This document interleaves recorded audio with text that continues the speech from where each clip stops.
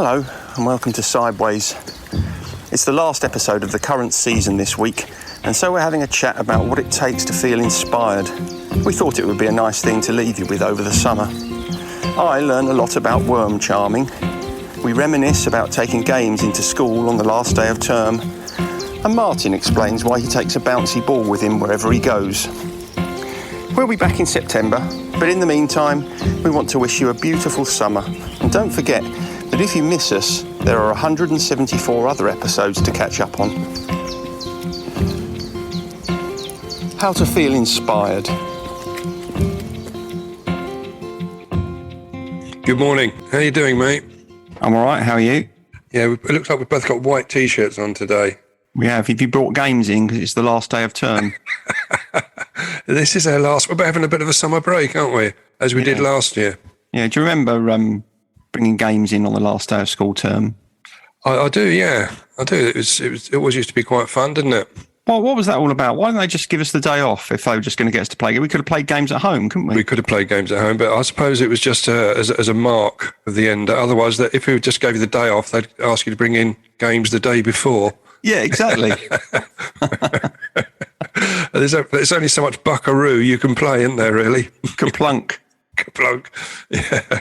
I think I used to have to just take in a game that I didn't mind getting ruined. Oh, yeah, that's probably a good idea. Yeah.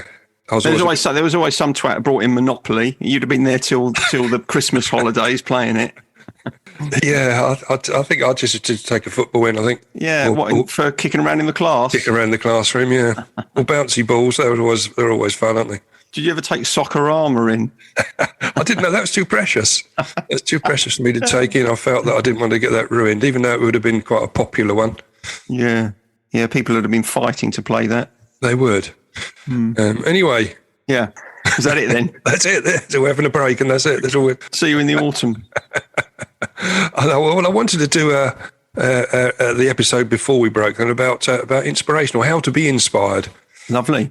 To be more exact, because I think the summer break, as it did for me last year, it gave you room to reconsider, to rethink about things, and to come up with some more inspiration, change things around a little bit. So I'm hoping the same will happen this year. Yeah, I think I mentioned to you last year, it almost seemed as if you'd enjoyed it a bit too much. I became lazy, and it just upset my structure a little bit, my routine. Yeah, well, that in itself is probably quite good for you. It's probably that in itself is quite inspiring. It does, yeah.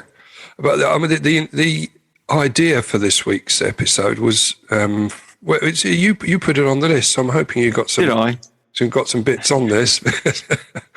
You're looking as if you haven't. You can't really remember why you put it on. Well, I think wasn't there an article that I'd read? Well, I don't know. You just said there was a quote that you put on there, right? Which read, "Inspiration is for amateurs. The rest of us just show up and get to work." Ah, okay, which I wanted to sort of argue against, really, or to look at an alternative viewpoint from that. Perfect. Because I'm assuming that it was. That particular quote was, I don't know, well, you explain to me, where did that come from? Do you remember? I can't remember where it came from, but wherever it came from, I can remember thinking, yes, it really resonated with me. So it's good because we're going to have a rumble this morning then, because I firmly agree with that.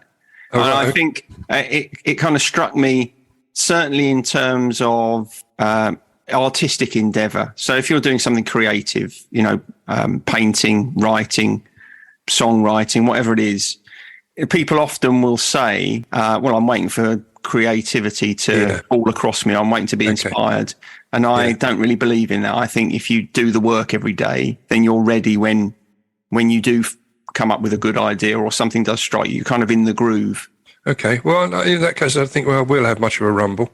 I think some of that is alongside. Well, I'll have a fight with you anyway in that case. Then whatever you say, I'm just going to disagree with. No, you're not. Well, whatever happened, that quote sort of inspired you anyway to put that on the list, didn't it? Exactly that, so yeah. It was quite coincidental when I had to, because I wrote these notes on Thursday night again, because Friday night I was busy. Oh, were you? Yeah. How do you feel about that? Well, it depends what you were doing. I was going to watch my brother's band play. Oh, yeah, I saw that in Strood. Extrude, yeah. Yeah, because you posted an interesting sign from the lavatories, didn't you? I did, yeah, on Facebook, yeah. But I was, I'd already written much. So I went back and rewrote it a little bit because I was listening to Radio 4 in the car on the way home from work on Friday. And there was a lady on there being interviewed, and I didn't catch her name. It's one of those things where I thought, I'll try and see, hopefully it'll get mentioned later on, but it didn't.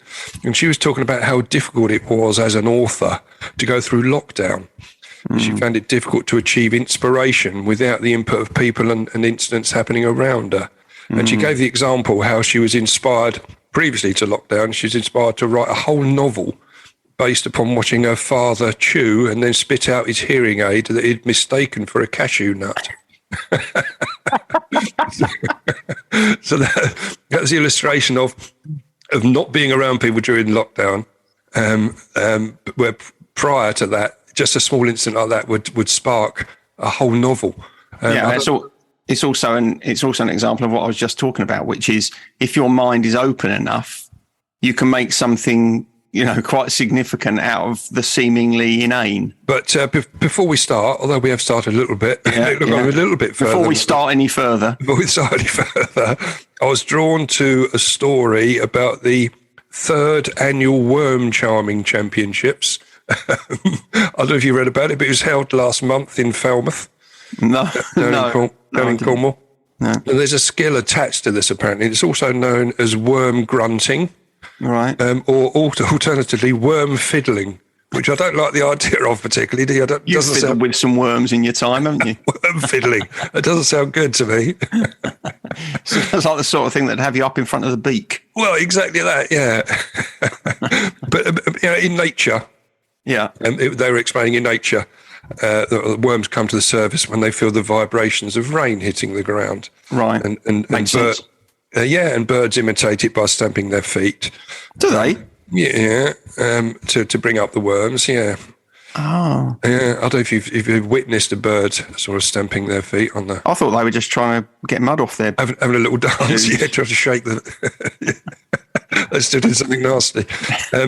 But in the contest, the contestants are not allowed to dig. Okay, so it's not allowed to dig or use mechanical tools. Yeah, and they usually bring things along like garden forks, which they'd bang on, or the contestants would dance vigorously around trying to get the worms up. But this year, some people tried to get the worms up by praying to the worm gods. That was one of the methods they used. Really? Who is the god of worms? I don't know. I don't know if there's one. An ancient Greek or Roman god. Can you imagine if you were a Roman or Greek god and that's the job you got? Yeah. You're in charge of worms. Bottom of the list. Right. Yeah. Thanks a lot. Well, that's why we went to a sort of a monotheistic religion, really, where he does everything, doesn't he? So there's no... he doesn't... No one's going to get the shitty jobs, are they? They're not. He's got the whole lot. He's got the whole lot. Yeah. Apparently also there's people trying to write a love letter to the worms. Oh, they can read those, but anyway. Are there people that speak worm? Then? Dear worm. Yeah, I don't know how you start that one or even finish it. How would you address a worm? I don't know. Dear worm. That seems a bit impersonal, doesn't it? Well, that's assuming they speak English as well. Well, exactly. But assuming you could speak worm, translated into English, would you begin "Dear Worm"? I mean, it's impersonal, isn't it? It is a little bit. Like "Dear Sir." It is. If someone wrote to me, "Dear Sir, would you mind coming to the surface?" Yeah. I'd probably think, nah, don't think I'll bother. No, I'd start. What's in it for me? I'd think. Yeah. I think you're right. Yeah, you're on your back foot, aren't you? Yeah, I think. As a research, you'd have to something like "Dearest Wormy Poo," something like that, wouldn't you? Have to have a little nickname for him. Please come to the surf. I've got something for you. I'd consider that over familiar. You're hard to please today, to be honest. And that would make me think I was being groomed. Well, there's a worm fiddling going on. That's just the next step, isn't it? I'd think to myself, that's a worm fiddler if ever I've seen one. Well, apparently, again, the contestants, they've been been playing didgeridoos. Apparently, they like the sound of that, or blowing into vuvuzelas. Really? I bet Rolf Harris was a worm fiddler. Well, it goes without saying. It wasn't on his charge sheet, but I'm sure there was something in it. Anyway, they team up. They have little teams, and the winning team this year charmed about 20 worms out. You get 30 minutes to do it. Wow, that's quite a lot, isn't it? Well, it is quite a lot, but there was a record set in 2009 by a girl on her own, a 10-year-old girl, and in the 30 minutes, she charmed up 567 worms. What? How about that? How did she do that then? I don't know. It didn't go into details, but that's the current record. But last year, if you remember, we had a very hot summer. Yeah. And the ground was very hard, and only one worm came up throughout the whole competition. So a winner with one worm. They'd probably just come up to have a look what was going on. It wasn't charmed up. But yeah, trying to inspire the worms up to the surface. So that was so it sort of fitted in, didn't it? Yeah, it's clunky, but I'll let you have it. Okay, but on the actual subject matter of inspiration, which it can be defined as the process of being mentally stimulated. I was looking at the research I was doing was understanding where inspiration comes from, and they're arguing that can help you to harness it when it strikes. Yes. It can be, sometimes it can feel that it's entirely out of your control. You can't command your brain to come up with a great idea or an ideal solution to a problem, just as much you can't simply decide to feel creative one afternoon. See, I'm not quite on board with that. Good. Well, this is where the fight starts then. Yeah. See, I mean, I suppose I do agree that you can't force something, but I do think you can create conditions under which it becomes more likely. That's exactly what I was going to get onto. Okay. Exactly what I was going to come on to, because that you can't just sit down and think, right, I'm going to be creative this afternoon. It doesn't really work. You do have to create the environment to that. Well, I think you can tell yourself, I'm going to be creative. What you can't guarantee is that you'll come up with something spectacularly good. Quite. It comes from the Latin inspirare, which means to breathe into, which I think that is more closely aligned with inspiration used in a biological term, but I think it transposes across. And it is, you're right, there's many different sources of inspiration, and it can come from anywhere. Sometimes it's just a song. I mean, I think we've all been inspired by songs or pictures or a quote. But the next part of my notes was, whilst we can't force ourselves to be inspired, we can create an environment that's conducive to inspiration. So that's where, you did just touch on that. I mean, sometimes you hear, I'm not getting inspired sometimes when I see perhaps articles on the news, or indeed read articles about worm charming. Yeah. I think I'm going to try that. I'm going to try charm a worm at some point. But there's a list of a few things I just wanted to talk through with you about sort of tips to help you get inspired. So creating this environment, getting yourself in the right frame of mind, as you quite rightly said. All right. There's several on here. The first one was actually to shake up your routine. Now, we're all creatures of habit. I think we all have a set routine, but sometimes that can, certainly if you think about the routine we used to get into in the corporate world, where you'd have set days of going in at a certain time, parking in the same parking spot, and doing the same thing when you get into the office, can be very uninspiring, can't it? So shaking up that routine can lead to a more open mind to take on inspiration. Yeah, I think routine is a double-edged sword when it comes to inspiration. I think you're right that changing things up is likely to make you think differently about stuff, and therefore creates an opening for something to come in. But I think it also helps in as much as if your routine, so think about something like writing. So if you write routinely every day or twice a week or whatever it might be, I think that's helpful for inspiration. So I think there's a balance to be struck between doing the things that prepare you, ready you for good ideas, and then things that might kind of stop ideas coming to you. You're absolutely right. But inspiration, I was thinking about it in terms of recovery, for example. We have to, our old routine when you're in the madness is very fixed. Yeah. And it's basically you're going to get drink and drugs and then taking them. It's not much of a routine, but well, it is a routine though, isn't it? It's a routine. As you say, when you go into recovery, you have to change that routine. Absolutely right. Shake everything up. You've got to break that routine, so then you are inspired to take on new ideas. But you're also creating a new routine. So you might be. So for instance, when you went into recovery, part of your new routine was going to group every day. Absolutely right. Yes, it was. So you created a routine to replace the old routine that actually helped you to develop and, become more inspired by your sobriety. I created a new structure. Yeah, you're absolutely right. And it's invaluable in recovery. The next one was taking a walk, which was, we've touched on that many times. And I think a lot of us during lockdown found how inspirational that was.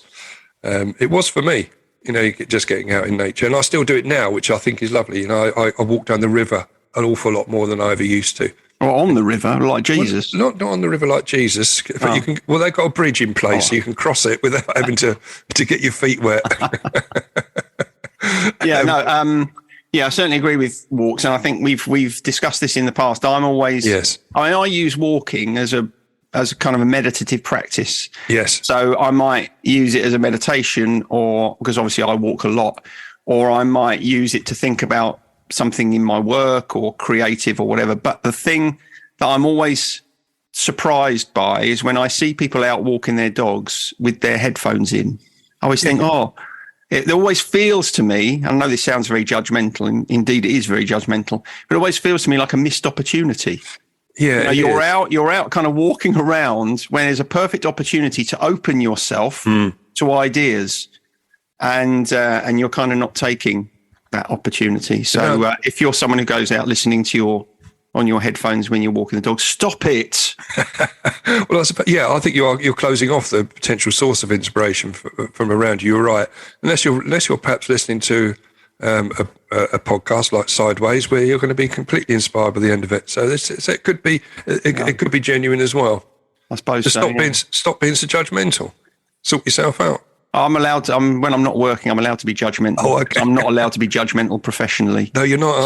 So I try and be as judgmental as possible in my own spare time. You have to redress the balance. You're right. Exactly. Yeah. Which comes on to the next point, really, about the importance of downtime. Recharge yourself by making time to rest. And this comes up a lot in groups where we have this argument in your own head. And I think you and I have spoken about this in the past. If I'm doing nothing, which I think, it was you many years ago told me how important it was to have these breaks. I used to find it really tricky, and a lot of people do coming into recovery, find it really tricky when you suddenly get this newfound enthusiasm for life. For, sitting down, you feel guilty about taking time out. Mm-hmm. But it's really important, isn't it? Yeah, it's not just people who are in recovery who feel like that. I think a lot of people really struggle with what they consider in their own minds as doing nothing. But actually doing nothing is important work. Yes. And I, to be honest, I'm as guilty as that as anybody. I sometimes think, there's other stuff I ought to be doing here. But you have to force yourself through that discomfort, because if you're willing to sit with that discomfort, as is the case with so many discomforts, you will find yourself emerging to a place that actually feels much better. Yeah. Where you start to recognize the value of inactivity. And again, something we've spoken about before, and probably particularly true of people in recovery. I think probably one of the reasons that they find it difficult to be still early in recovery is because then they have to entertain their thoughts. Yeah. And actually entertaining your thoughts and thinking around things is also another way of inspiring yourself to change.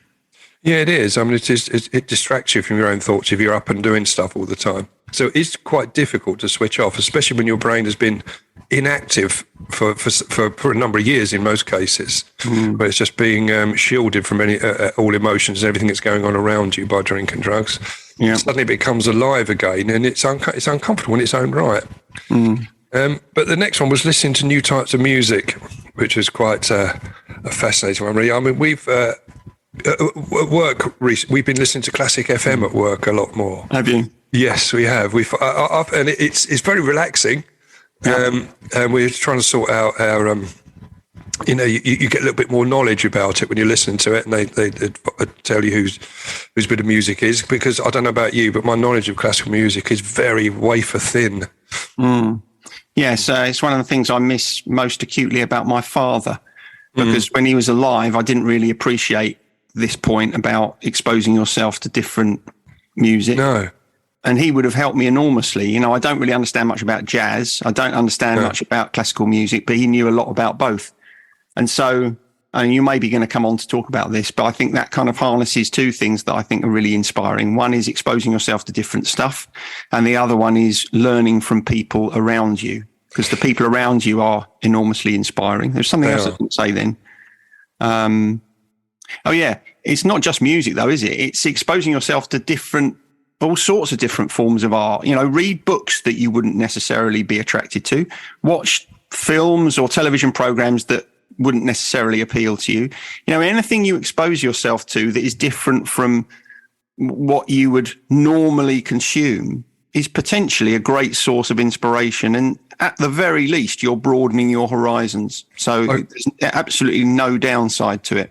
I agree, and you've ticked off a couple of points out of my list. One of which was reading novels, reading more novels, but visiting a museum or an art gallery was. I always find that inspiring, and I know even when I go with my youngest daughter Lizzie, we often go to galleries together, and even herself as an art teacher will come out feeling inspired.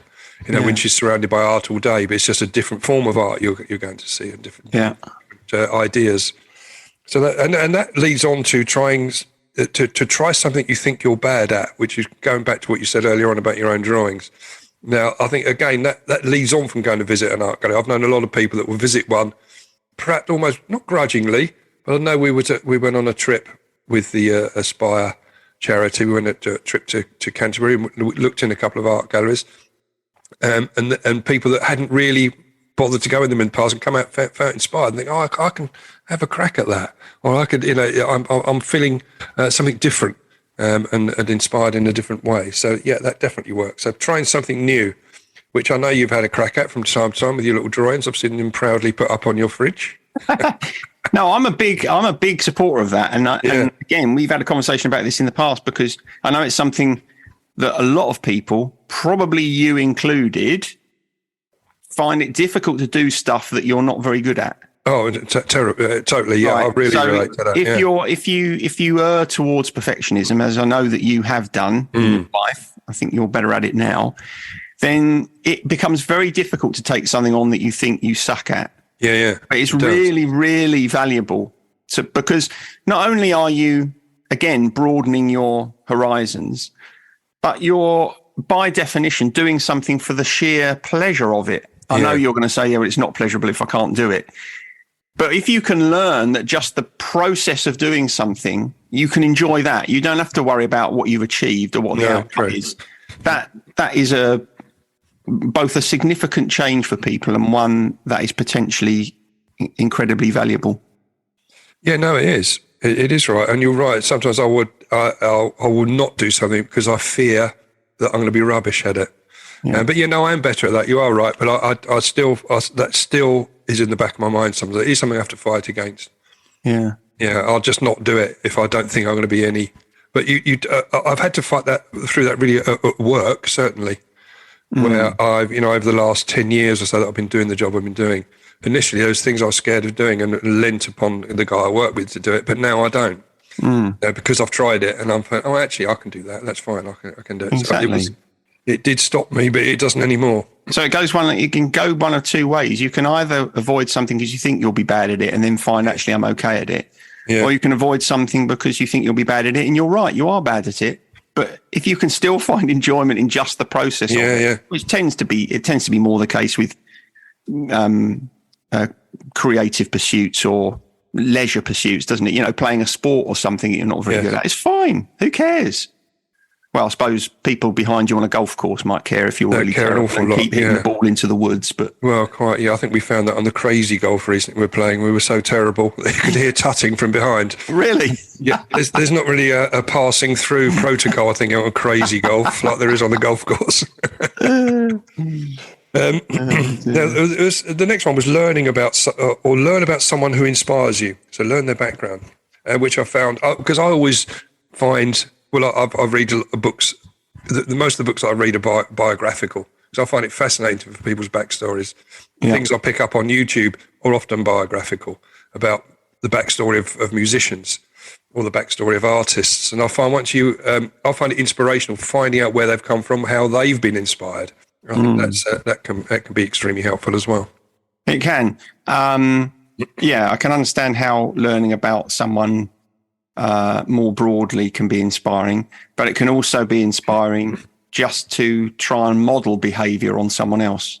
So that's going to happen a lot in recovery. You're going to come into recovery and you're going to see people who've got 2, 5, 10, 20 years sobriety behind them. And you don't have to know everything about them. In some cases, it's going to be enough for you just to try and model your behavior on them. I mean, I can think of when I played tennis. I don't play so much now, but when I played tennis, I thought, well, I think I might have said this before, how can I improve my serve? And so I started watching professional tennis players and thinking, I'll try and do that. Yeah. I'll try and move my body in the same way as they're moving their body. And of course, I wasn't, serving like, I can't think of any tennis players. Goran Ivanisevic. Yeah. He could serve properly. Connors. You're going back now. I'm going back at Fred Perry. I wasn't serving like them, but I was improving. Because I was modelling myself on someone who could do something so much better than I could. Yeah. And I think there's a valuable humility in that, being able to say, right, I know I'm at the bottom of this mountain. There's a long way for me to go here. Let me look at someone who's way ahead of me, because whatever I can pick up from them, whatever I learn from them, it's going to drag me forwards. And I think that is a wonderful way of inspiring yourself. You're right, but that inspiration doesn't stop even when you achieve a certain level of competence in an area. For me, for example, I get inspired greatly by people coming into groups and they're day 1, day 2. I get inspired by their fight, and I often say to people, I still come to groups even though potentially I don't need to as much as I used to. Every time I'm in there, anyone that comes in, I'll get inspired by. My recovery gets constantly underpinned by the quality of other people's recovery, or the effort they're putting in, I should say. I still find that really inspiring. Yeah, because it brings you back. That's a humility thing, isn't it? It brings you back to remembering your own kind of fragility as a human being.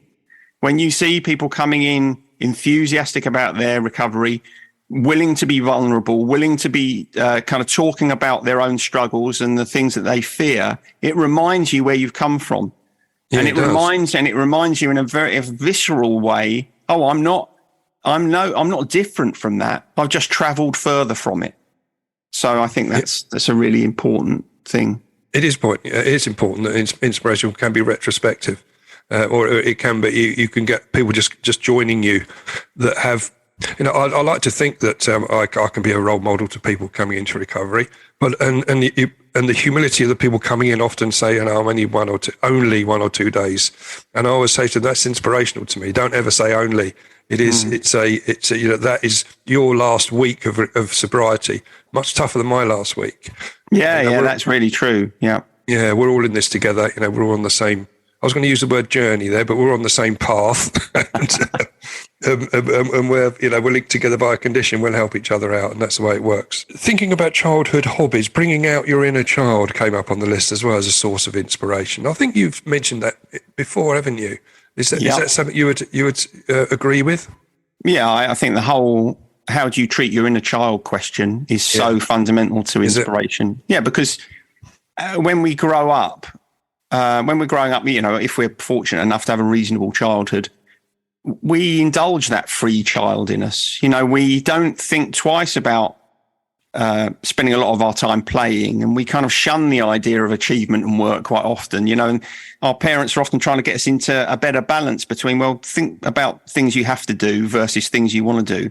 But we go too far, and as we grow up, we become adults, and then we become almost too serious quite often. Yeah. And we forget about the joy of just having fun and just doing things for a laugh.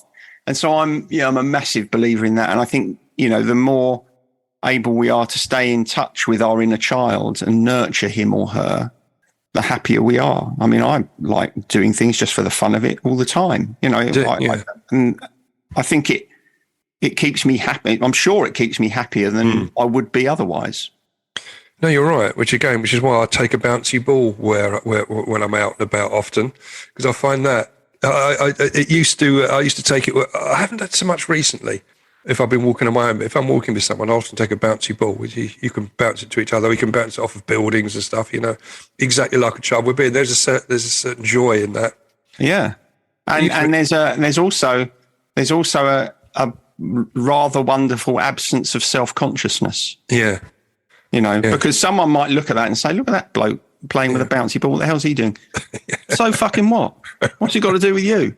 That is exactly what I mean.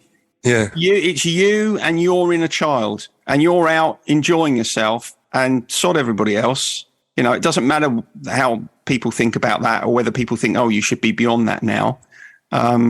Finding ways to enjoy yourself and just have fun, whatever age you are, is truly inspiring. I think you're right. I'm going to do it more. You've inspired me to do it, to take my bouncy ball more often out there and annoy people with it. Like you used to annoy people with your laser pen. That's it, yes. Yeah. Oh, do you know what? It's just reminded I should have taken that when I went to see my brother play in his band the other night. I should have taken my laser pen. I forgot. That would have distracted him immensely. Yeah. You could have put it on the neck of his bass. I would have, just the wrong finger positions. Yeah, exactly. Yeah. I've annoyed Jez, who's one of our listeners. I've annoyed him in the band he plays in by doing exactly that, pointing the laser at his. Did he play the wrong chords? No, he didn't. But I could see him looking up, saying, "Where's that coming from?" I know it's Martin, and he's trying to annoy me. But I'd forgotten about that. But thank you you've inspired me to make sure that it's got a fresh battery in it next time I go and see a band. Yeah, just don't point it at aircraft, all right? No, you go to jail if you do that. Mm-hmm. That'd inspire you because that'd be a change of routine. It would, wouldn't it? Getting blanked up. Slopping out in the morning.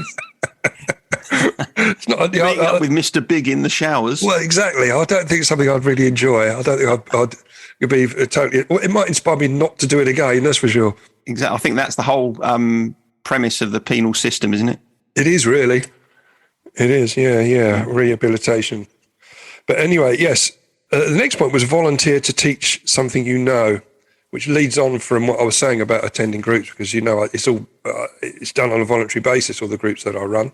Yeah, and my fellow facilitators run, that I've going back to what we were saying, I find inspiration every time I go into a meeting.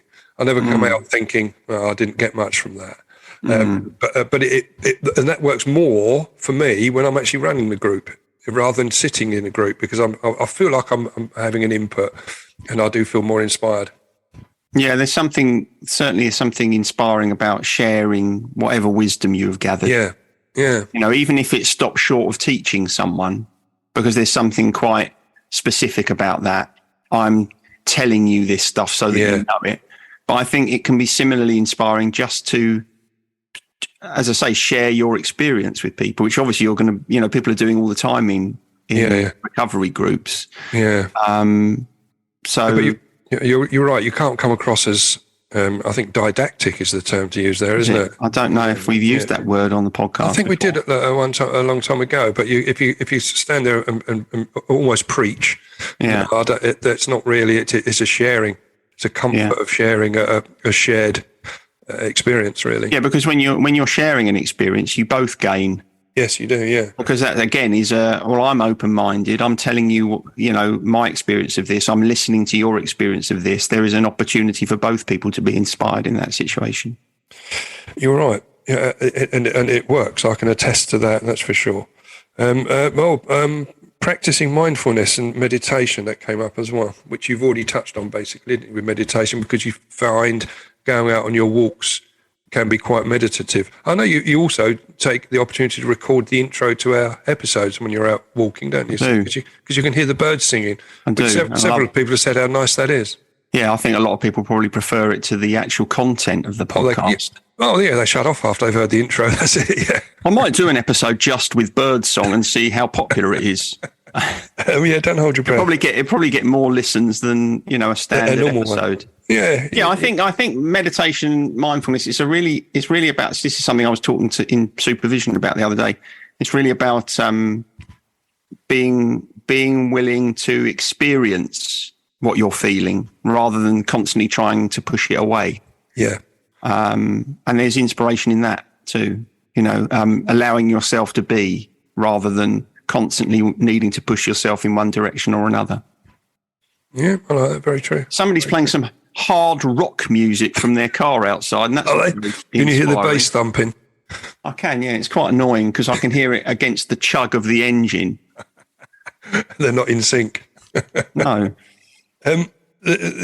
Another point was church, because church can inspire some people. It doesn't do it for me. Obviously, I think we talked about it in the past, but I think people do get inspiration from going from church. You'd probably get inspired if you took your bouncy ball into church. Oh, yeah. Or your laser pen when the old vicar's giving his sermon. Yeah, I think I'll get kicked out quite quickly, don't you? Oh, I don't know. I think the House of God is quite accepting. He'll be happy with that. Will they? I mean, I've been in church when people have been vomiting in the pews on Christmas Eve, so I should think a bouncy ball would be all right. Well, it came under divine inspiration. That's what that came from. People go to church, get divine inspiration. But I suppose that's right. You know, I suppose it's an example of. I suppose church really is an example of you opening yourself to the infinite possibilities and unknown in the world. Yes. You know, there's so much we don't know, and that is inspiring. I mean, it can be overwhelming, but it can also be inspiring to consider actually how tiny we are. Yeah, we're pretty insignificant, aren't we? Yeah. And so when you consider our size in the grand scheme of things, I suppose you could see that as either a reason, you know, that nothing matters, or you can say, crikey, everything really does matter because I'm here, a tiny little part of this, which is amazing. Which I get that feeling of awe when you look up at the night sky when it's clear and you can see these thousands of millions of stars. I get that inspiration and the awe from that rather than going to church. Well, I think it's just that point of being quite insignificant in the bigger scheme of things. I think you get that from that. Just especially if you're abroad, where the air quality is or the air pollution is less. Mm-hmm. Suddenly find, think, wow, it's just absolutely amazing. I think that it can be inspiring. You know, looking up at the night sky, yes, but I can think of certain places that I go that feel like, you know, people talk about being in their happy place. Yeah, feels like that sort of place. You know, somewhere where for some reason just a sort of sense of calm and peace comes across you. Yes. And if you open yourself to that, that can feel really inspiring. Up at White Horse, that's a place, you know, when I'm on the downs. Yeah. And there's nobody around, just me and the dog, and you can kind of look and you can see for miles and miles and miles. It's absolutely lovely. You know, even that is a tiny speck of space. Yeah, yeah. But it feels like... It just feels awesome, doesn't it? Yeah, yeah. Anything like that is really, really lovely. And of course, it'd be ruined if I had me earphones in listening to a podcast. That's it. Unless it was sideways. Unless it was sideways, yeah. I agree. We have to have that as a caveat in there. Yeah. But there's a little quote just to sum up what we're talking about, about groups as well and volunteering to help other people. The quote says, if you want to lift yourself up, lift up someone else, which I quite liked. I thought, yeah, I do. And it illustrates what we were talking about earlier on about both coming out of that conversation or both coming out of a shared experience with an equal measure of inspiration. Yeah, when you were telling me that quote, I was thinking about how I'm getting a loft ladder installed. Well, you'd be lifting yourself up then, won't you? Exactly. I won't need someone else to lift me up then, will I? No, you won't. No, I can lift myself up. That's what it is. Well, that's it. I mean, the guy's got to come around and fit it first. So so he's kind of lifting me up, isn't he? He is, yeah. Figuratively. He is, yeah, figuratively. But I'm not going to lift him up. No, you don't need to. He'll have his own ladder to get up there initially anyway. Exactly. Let's hope so anyway. And the other one, which leads on from that, is you don't have to be perfect to inspire others. Let people get inspired by how you deal with your imperfections. Yeah, I think that's really relevant to our recovery groups as well. Yeah. So unless there's anything else you wanted to add, as it was your idea, if there's any other points you wanted in. So we're just looking at really how to be inspired and setting the scene to let inspiration wash over you. Yeah, the conditions for it. Yeah. Yeah, I don't think there is anything else. I think I mentioned the only other thing, which is don't underestimate the value of working hard when you want to be inspired. You know, if you consider recovery, part of the reason you've sustained your recovery is because you worked hard at it. Yes. If you want to be successful at stuff, whatever it is, and when I say success, I don't mean necessarily through achievement, but you want to feel like it's an important part of your life. You do have to be willing to put some work in. whatever it is. And I think the more work you put in, the more likely you are to be inspired. You're right. Because you're kind of in the groove. You're right. And often people say, I never have any good luck. But it tends to be the harder you work, the more luck you have. Exactly. So, which does reflect that initial quotation which you put on the list, and that I read out at the beginning of this episode. So again, I think that rounds out quite nicely. So I wanted to go on to, if we could, onto the gratitude list. Okay. Did you want to go first? I will, if you like. Right, I'm grateful this week for two things. Okay. I'm grateful for my new parasol on my my garden, right? Oh, excellent, yeah. And my outdoor beanbag. Outdoor beanbag? Yeah. Is it one you can leave out? You can leave it out, but I don't leave it out. But I bought it, I think, last year, and I didn't use it that much last year because I haven't had a really good parasol for the decking. And as my garden is south facing, it gets incredibly hot. Yeah. And you know how I am with the heat. I don't like it. Anyway, so I invested in this new parasol, which kind of tilts and swivels around, which is good because it means I can keep the bastard sun out pretty much wherever it is in the sky. Yeah. And since I've had that, I've been putting my beanbag on the decking and sitting out there of an afternoon when I've got a couple of spare hours and reading, and it's been joyous. Has it? I've actually found myself quite enjoying being outdoors when the temperature is above 20 degrees, which is unlike me. Really. Yeah, it is. Isn't it? I don't really like that very much. And so I feel very, very grateful for that I've got something that keeps me relatively comfortable in these sticky days. And you're grateful for that, and I can understand it. I think, and I'm reading a lot as well, which is inspiring. Exactly that. You're inspired by that. You've created the environment, haven't you? I've created the environment. I've created an environment within an environment in order to maximise my inspiration potential.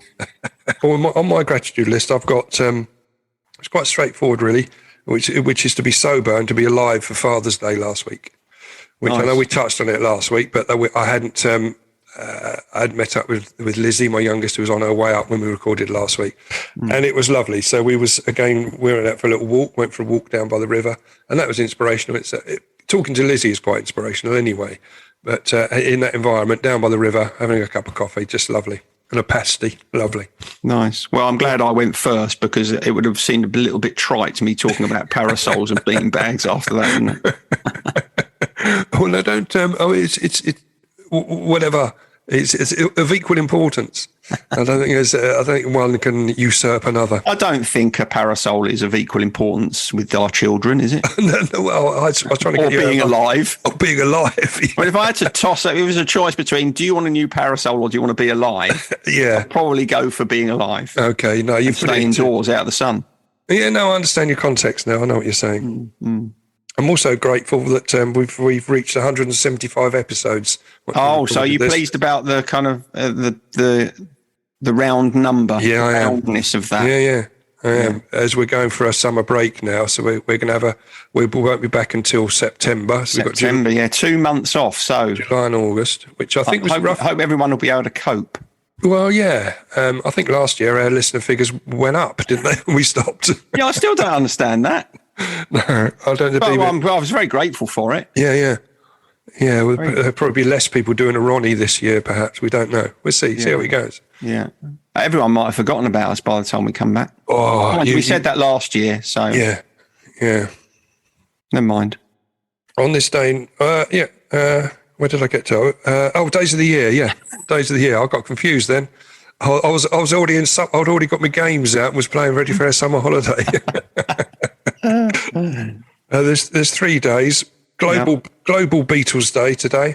So you've got to celebrate. What do you mean, the Beatles or the insect? Not the insects. Right.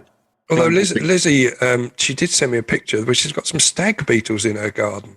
Wow. Which are quite, they're protected species, so she can't, get rid of them. But they look such an aggressive creature. I don't know if I've ever seen one close up. They look like they're going to pinch you hard, don't they? And they're They bigger probably than would pinch you hard, wouldn't they? Yeah, I don't like the look of them. No. But we're talking about Beatles. The John, Paul, George, and Ringo. Yeah. So just play one of their records today. I might do. Of course, it's the last day of Glastonbury today, isn't it? And Paul McCartney, didn't Paul McCartney headline last year? Macca, he did last year, didn't he? Yeah. That was quite good, wasn't it? It's an Elton tonight, isn't it? Elton tonight. Yeah, I think it's supposed to be his last gig. Yeah, well, will it be though? I don't know. You can't tell, can you? You never know with these rock stars, do you? No, you don't. I wouldn't be unhappy if it was. Let's put it that way. Also, a colour TV day today as well, celebrating the advent of colour TV. Really? We talked about it in the past. I remember ours coming along in 1973. And the other day of the year, which I know you're going to love, is National Goat's Cheese Day. Oh. When I saw that, I thought, yes, fantastic. So that means you've got to celebrate it by going out and getting yourself some goat's cheese. I'm going to celebrate it by going down to Aldi, buying all the goat's cheese and throwing it straight in the bin. It's your own way of celebrating. It's disgusting, goat's cheese. I can't understand anyone who likes goat's cheese. It's filth. Absolute filth. Yeah, no, I choose it. Sometimes if I'm in a restaurant, I think, oh, yeah, some goat's cheese. Yeah, well, that says a lot about you. It does. On this day in music, there's only one point there I want to look at, really, was in 2016, a lock of David Bowie's hair sold for $18,750. Now, that was 2016, so that was the year he died. So I'm assuming, posthumously, these things go up in value, don't they? That's a lot of money to pay for a lock of hair, isn't it? How do they know it was his hair? It could have been anyone's, couldn't it? They did. Do you think they snipped it off his corpse? Just they got. Do you reckon that's what they did? What, in your funeral parlour? They probably thought, hey, we could make a bit of money out of. Yeah, we'll shave David Bowie. Yeah, shave his head and sell off various locks. But if just a lock goes for 18 grand, that's a lot of dough, isn't it? Yeah. Why would you want to buy that? I mean, I suppose hair lasts, doesn't it? It doesn't disintegrate. Yeah, I think you can buy locks of famous people's hair. They end up at auction, don't they? But yeah, why would you want stuff like that? I don't know. Validating the authenticity must be quite. I don't know. Yeah, but even if you could validate it, what? I don't know what's good about that. What is that? I think I don't really understand collecting. Right. Okay. I don't know. But I mean, do you have? I think my ex-wife has probably still got locks of the children's hair when they were first early on. No, I haven't got any of that. I've got a few fridge magnets. Is that any good to you? We're collecting from a holiday excursions. Gives you a little reminder. Yeah. I get other people to collect them from places they go to. Yeah. So I know you don't really. I don't understand collections. Well, if anyone can enlighten me, what the we're doing an episode on that. I'm sure collections. That's a good idea. Yeah. Put that on the list. Philately, we could. Philately. Yeah, I used to love a bit of stamp collecting. Still got a stamp collecting. Yeah. Have you? Yeah. Anyway. There's 3 little years I was going to ask you for. Okay, go on. On this day, but in what year did Michael Jackson die? Oh, that's tricky because that'll be longer ago than I think. So I'm going to go 2012. Oh, 2009. So it is longer. It is longer ago, isn't it? Okay. And what year was Our Friends Electric by Tubeway Army #1 in the UK? Yeah. What year was that, would you say? I'm going to go 1981. 79, so you weren't far out, mate. Okay, I was 3 years out the first one, 2 years out the second one, so I'm going to be a year out with this one then. Okay, the last one, which is a track I know you love, Star Trekking by The Firm. Do you remember that one? No. Star Trekking across the universe. I don't remember it, so I'm really struggling here. No, you won't remember the year then. I'm going to go 1985. We were only 2 years out, 87. I don't remember it, though. It's a really horrible, cheesy track. It sounded, when you sang it, it sounded horrible. Yeah, well, right, yeah. So, I took it to another depth. And I expect it's going to be worse than even your rendition if I actually listen to it. I got a feeling there's some sort of action was taken against The Firm, who released a single, because there was a group of, I can't remember where they were. They used to sing it around a campfire, apparently, and they claimed rights. It got messy. So I'm surprised you can't remember it. No, don't remember it. There we go. I've probably blocked it out because it was so vile. It was horrible, I've got to say. And just as a last point, I think I'm going to add something to the Spotify list this week. Oh, nice. What are you going to add? Which I haven't done. Summer Holiday, as we're having a little by break. Cliff Richard? Clifford and the young ones. I think I'll put that version on there. Okay, lovely. So All that's right. about it, mate. Okay, well, have a nice break. Have a lovely holiday, won't you? Yeah. And we'll see you all sometime in September. Yes. Yeah, Stick with us. have a good summer. Yeah. And don't forget, there's 174 other episodes you can listen to. Yeah. See you later. Laters. Bye. Bye.